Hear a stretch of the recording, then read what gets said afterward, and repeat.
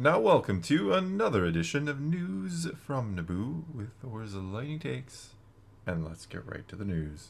We're going to start out by talking about Liam Neeson.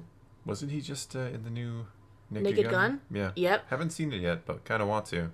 Right, and because he's in the brand new movie coming out, He got asked about Star Wars. GQ sat down. They actually did an interview with him discussing number of roles he's had over the years. Yeah, he's been in a lot of things now. He Yeah. has. And there was a video that came out, and for 3 minutes he talked about being in The Phantom Menace. Okay, cool. Yes, and being in Kenobi. Yeah, he was briefly in there. He was. He was what have you just, been doing, Obi-Wan? just barely in there. Yeah. But it was kind of cool. I watched the interview. Yeah, I watched the whole 3 minutes. That's your job. I mean, I did it. I haven't seen it, actually. Now I'm kind of upset that I haven't. You could have been like, hey, you want to watch Well, I this thought with you me? would hear that I had the Phantom Menace. Like, it was like rolling in here. But Oh. you in the other room. And you must have been very preoccupied today. Must have. Usually Star Wars, your attention I know. snaps like... It's like a meerkat when they pop out of their hole and they're like, what? Yeah. What's that? It's Star Wars. I can't deny that one, yeah. No, because it's a fact. He actually spoke rather fondly of his time on Phantom Menace, but it was kind of cool kind of hearing his perspective because he's had more time to reflect on it. He's done more roles since then. He talked about his time working with George Lucas on set, his time working with Ian McGregor, his time working with Watto. Oh, yeah. Can't forget yeah, that. You did need to do that. Yeah. Credits are no good here. But the first thing he had wanted to talk about was his death. Okay. Yes. Spoiler Qui-Gon's noble alert. end. I'm kidding. Oh, that was spoiled. Speaking of spoiler alert, that was really spoiled by the soundtrack before the movie comes out, and like Qui-Gon's noble end was the name of a track, and you're like, huh, I wonder what happens here. But what he said about his on-screen death was, I thought my death was a bit namby-pamby.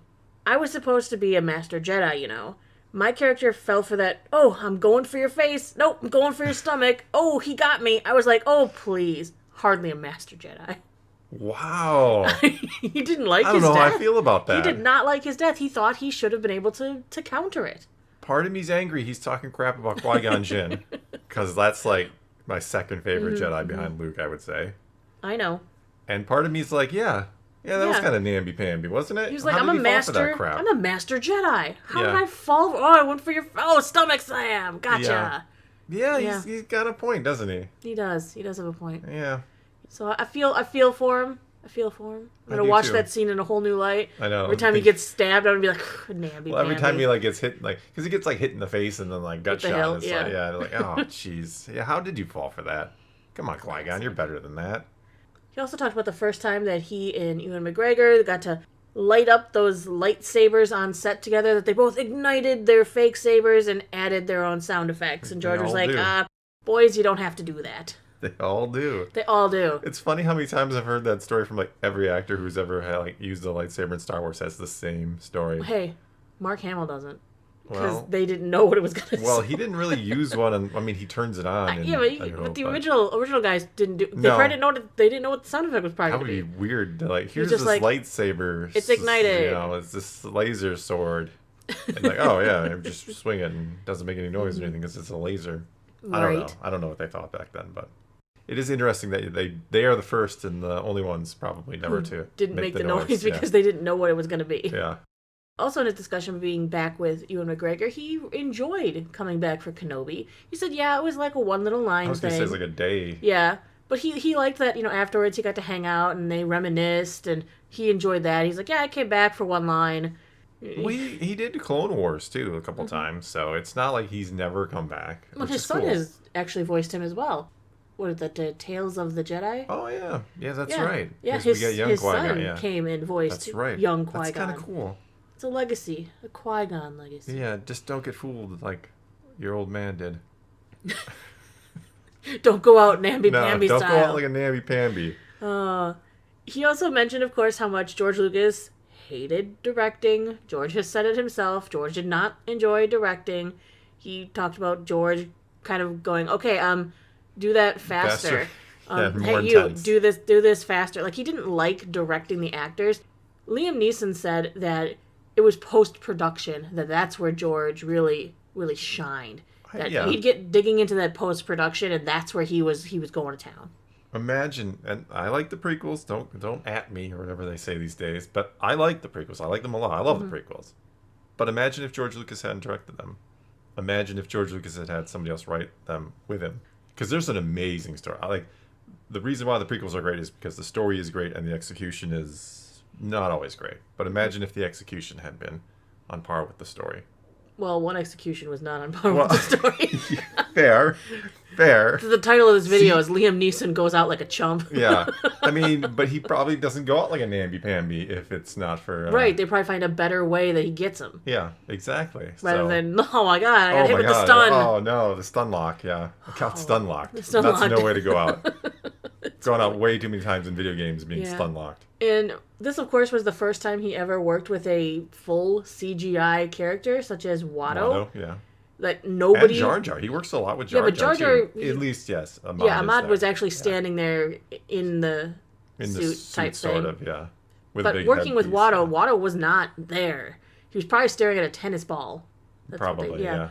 And he talked about how he was with his makeup artist in the morning, and he's getting done up, and he's all nervous. He's like, doesn't know how he's going to deal with the thing, and he's like, oh, it's my first time working with this, and he was nervous, and she looked at him and said, don't worry, no one's going to be looking at you. They're all going to be looking at that thing.